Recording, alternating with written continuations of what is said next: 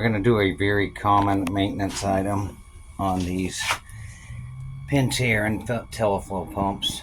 And this one is dried out a little now, but there was a puddle sitting right underneath. You can see it's been leaking.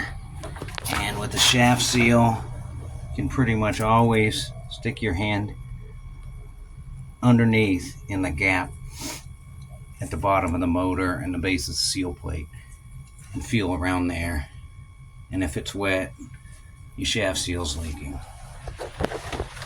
So we're going to pull this pump apart and replace the shaft seal. Need a whole lot to do it, but of course you will need the shaft seal, a PS 1000, some silicone, a ratchet, or a 9/16 wrench. Right, on this particular model, the drive is held onto the motor by these 3 screws. I'm going to remove these 3 screws. Now I'm going to just lift the drive up and off of the motor.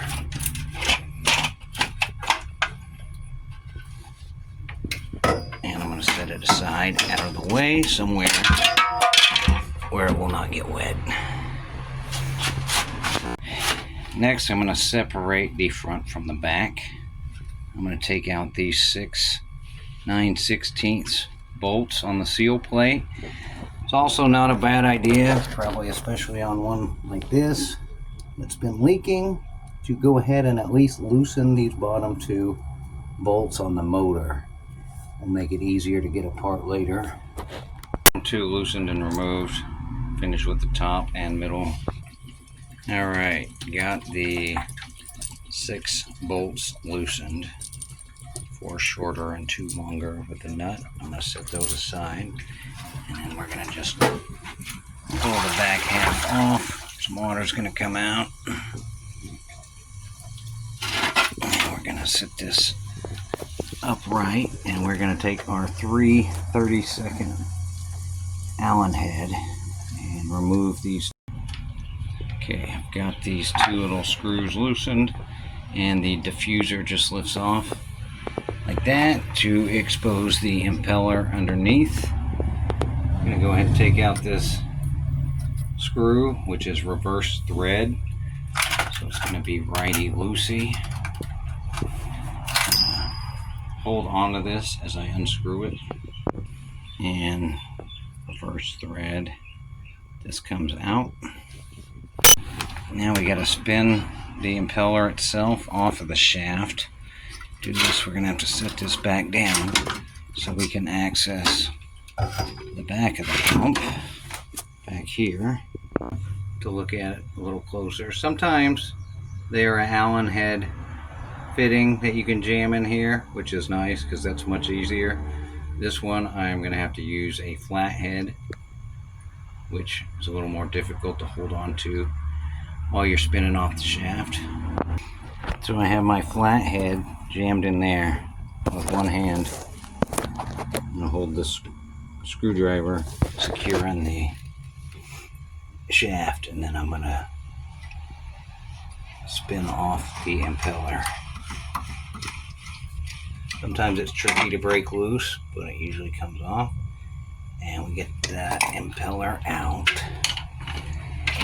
We can see that half of the shaft seal and this half of the shaft seal. Done with disassembly. Now we're just going to remove these 4 bolts that secure the motor to the seal plate, and the seal plate will then come free. And we've removed these 4 bolts. Now you just take your fist or a rubber mallet, and the seal plate will come loose. Alright, seal plate free. Get this half of the shaft seal out. I'm just going to flip it over. Put a 5/16 in there, and then I'm going to tap it with something. And it pops them out. Sits in there this way, like so. Set that aside. Clean this off. Go ahead and remove this. multiple ways to remove this part of the shaft seal.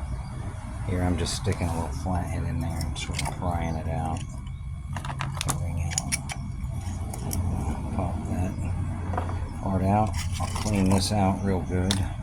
Took a piece of emery cloth, cleaned around in here, make sure I got all the old silicone off and stuff. It's pretty good. I'm going to do the same for this. I'm going to take my new PS 1000 shaft seal. I'll start with this piece. And in general, you don't really want to touch this. You can touch the metal part, okay. I'm going to take a little bit of silicone. And I'm going to take a little dab on my finger. And I'm going to put a light sheen around the inside of the new seal. We'll set. Really help lubricate it going in. So I'm going to take my new seal. I'm going to place it there. I'm going to push it and secure it in place with a 1-inch coupler. And that seats nice and snug right in place. I'm going to take the other half and I'm going to grab it carefully by the rubber on the outer edges. You're going to be very careful not to touch the white part. And I'm going to put another thin sheen of silicone on this rubber outer portion, like that. And then we're going to just carefully slide it in here. So I don't get my fingerprints on it. I like to take this little paper that comes with the seal and use it to press it down without getting my hand grease all over it.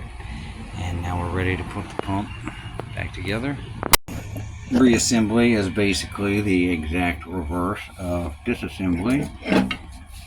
Take our seal plate with our new shaft seal, slide it on there, line up those holes with our 4 bolts to secure the motor to the seal plate.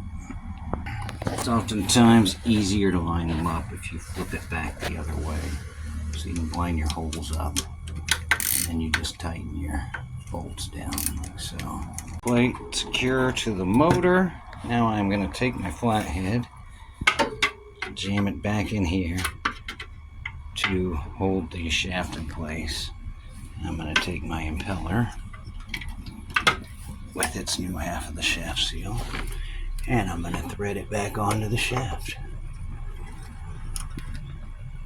The impeller is successfully threaded back onto the shaft, as tight as it'll go. I'm going to take my reverse thread impeller screw and drive it back in there, lefty. When that's good, take our diffuser, set it back on here, and we will thread our little 3/32 Allen head screws back in to secure that in place. I'm going to put my seal plate gasket back on. It doesn't like to just stay on because it's super awkward. I'm going to lather it up with magic glue, but I'm also going to put some extra just in some of these grooves, some key places, just to help hold it in while I slide this assembly back into the front housing. Now I'm just going to tip it down, line it up, and slide it back in. Once it's snug in place, take these screws,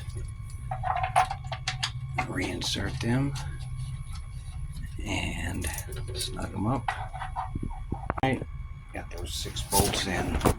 We'll just take our drive we tucked away so nicely over here, and we are going to just set them back down in place.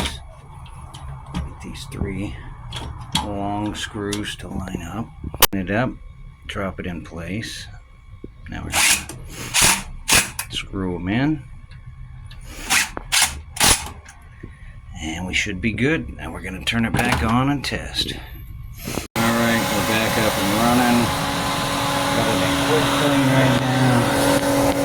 Do a final check. Not getting any drips down here. Doesn't help that I got the floor all wet, but I still would see it dripping.